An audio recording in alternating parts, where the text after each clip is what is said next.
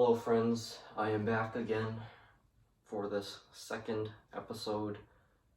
The first episode I taught basic stick grip for snare drum. This time I will teach basic full stroke for snare drum. If you haven't watched the grip video, I recommend that you do that first because you probably won't be able to do this without learning grip first, so I recommend doing that.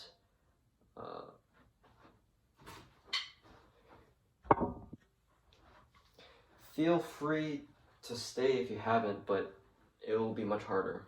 So, onto a full stroke. A full stroke is essentially your most basic stroke that you can do on the drum. Looks something like this.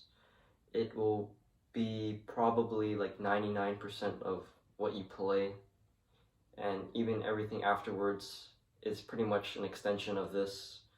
So always learn to do this first and learn it well. So for full stroke, what it does is essentially, it's a full stroke. It uses the full range of motion of your wrist and your hands, and it utilizes 100% of the rebound of the snare drum. Rebound will be your best friend when you play on this instrument, especially when you're playing quickly, because at some point it will be too hard to wrist it out or use fingers, and doing so could potentially lead to injuries too at some point. So learning to use rebound in a healthy way is probably one of the most important things to learn as a beginner. So for a full stroke, we start off with our basic grip that I talked about last time, and you want to practice this with a full range of motion. So I like to practice it all the way up here, like this. Now you can see this is basically just my regular grip, but extended upwards. I wouldn't recommend putting too much weight on the back of the hand because it might get a little hard to extend upwards. I recommend putting more forward weight, like close to the index finger, excuse me, and that will allow you more flexibility when moving the wrist upwards. It'll allow you to get that full range of motion. And so when we do a full stroke, we want to simply throw down our wrist.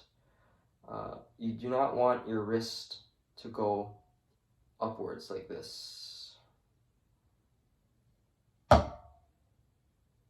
This is bad. Do not do this.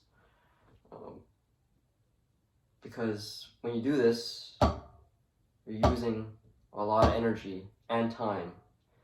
At some point, you will either tire yourself out or you will fall behind because you're too slow. This is not good. A full stroke should only be a wrist down movement.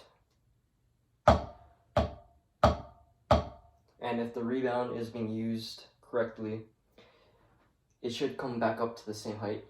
Your stick should come back to the same height if you're using all of the rebound correctly. One nice trick I think that could be helpful is putting your other stick over your wrist. If your wrist goes above the stick, you know you've messed up.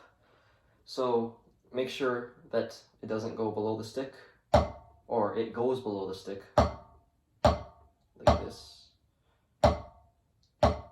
Your wrist should never go up before the stick hits the drum. Your stick should always hit the drum after your wrist goes directly downwards, like that. And so you want to practice this both hands.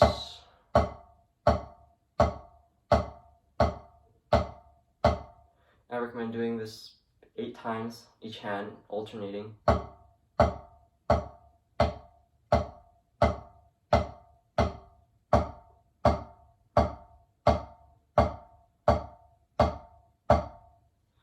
So this was probably the most basic exercise that I learned to do when I first started.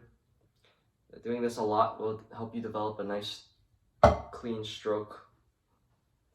And obviously we do not play like this in concert or in any music.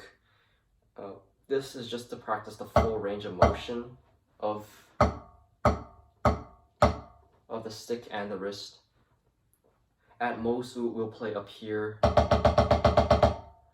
but usually we play somewhere in between that range from the drum all the way up to here. And this doesn't change for soft snare drumming either. The same rules apply from loud to soft. As you can see, even when I'm playing soft, I'm still dropping the wrist.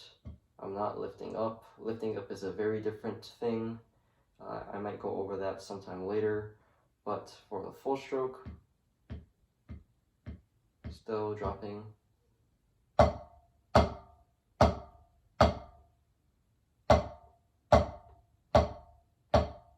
Now, some people like to teach strokes in 2 parts, one as a downstroke and then one as an upstroke. I was never taught this way. My teacher thought that learning a full stroke would naturally allow you to learn both of these at the same time anyway. So it was better to develop a good full stroke than trying to work out the specifics of upstroke, downstroke, upstroke, downstroke. You'll naturally get good at those if you develop a strong regular full stroke anyway. So it's probably more time efficient to learn it this way, though a lot of people might tell you that it's better to learn it in the different stages, up, down, whatever. But I didn't learn it like that. Using just regular full strokes for exercises worked just fine for me, so I assume it'll work just fine for you guys if you use it. And I hope this is helpful. Please practice this a lot. I practiced this a lot when I first started. I was pretty crazy with my full strokes. Probably spent over 20-ish hours a week at the beginning practicing this. So even though this may look really simple, if you're first starting out, this is actually quite difficult. So don't be too discouraged if it takes a while, because it took me quite a while before I got the hang of it. But keep practicing, don't give up, and I'll see you guys in another video.